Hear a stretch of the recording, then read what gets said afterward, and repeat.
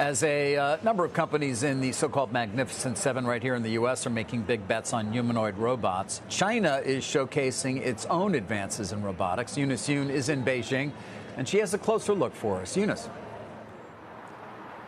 Thanks, David. Well, this weekend, China held its first Olympic-style games for humanoid robots. Robots playing soccer? Maybe not. China's first World Humanoid Robot Games is just the latest in a series of events and programs aimed at promoting humanoid robot technology. The Chinese government is hosting this three-day event where humanoid athletes show off their skills. In martial arts, the 400-meter race. Is it just me, or does that guy look tired? And rounds in a soccer tournament. Guo Tong, who programmed one of the futuristic footballers, sees robots replacing his idol Ronaldo. By when? 2050, he replies. Robots have stronger joints and core strength, he explains. Chinese Olympic boxer Li Yang trained this robot to fight in the ring. Robots are easier to coach, he says. Humans are emotional. Not only do the droids slug it out in sports, but at jobs, too, as drugstore clerks, factory workers, and hotel housekeeping. The challenge is for the robot to pick up all the garbage that's in the room, but the referees tell us the biggest challenge for the robots is opening and closing the door. This isn't just fun in games. Beijing has plans to build a world-class industry of humanoid robots by 2027. Designer Wang Xidong says the competition is key. We are refining our robots, he says. Everyone feels motivated to compete. As China attempts to rise up and win the worldwide humanoid robot race. And Morgan Stanley says that it expects the Chinese government to push for a broader adoption of humanoid robots in the second half of this year, citing larger orders by state-owned companies. Guys?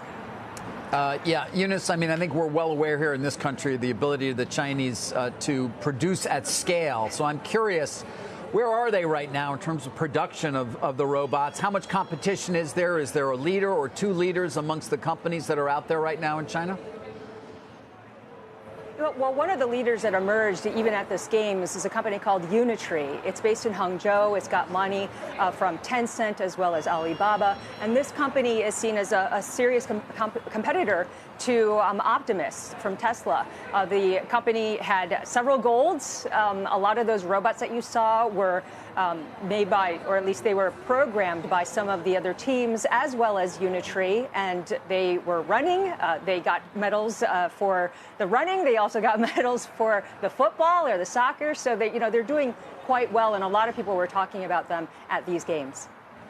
Eunice, a lot of discussion about the overall cost to design them, manufacture them, and then ultimately operate them on an hourly basis, and how that would compare to a human employee, a human athlete. Yeah, absolutely. There's a lot of questions about how this would work in terms of the money. But as of right now, from the Chinese perspective, it seems as though that's not as massive a concern. The state media has been saying that there's an expectation that by 2029, China is going to be investing $10.4 billion in these types of robots. And Morgan Stanley itself had said that they think that by 2050, China is going to have about 300 million humanoid robots in use, comparing that to the U.S.'s 78 million. So a lot of money and expectation that there's going to be investment in this sector is here, mainly because the government's directive is to push these humanoid robots and to have a world-class, they say, a force of humanoid robots by 2027.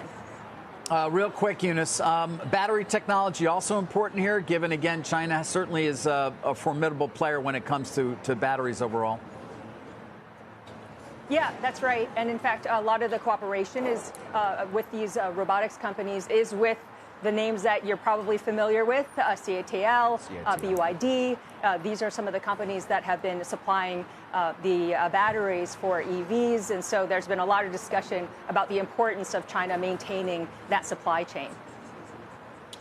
Pretty fascinating pictures. It seems like every couple of months you give us some video that it's truly eye-opening on this side of the planet.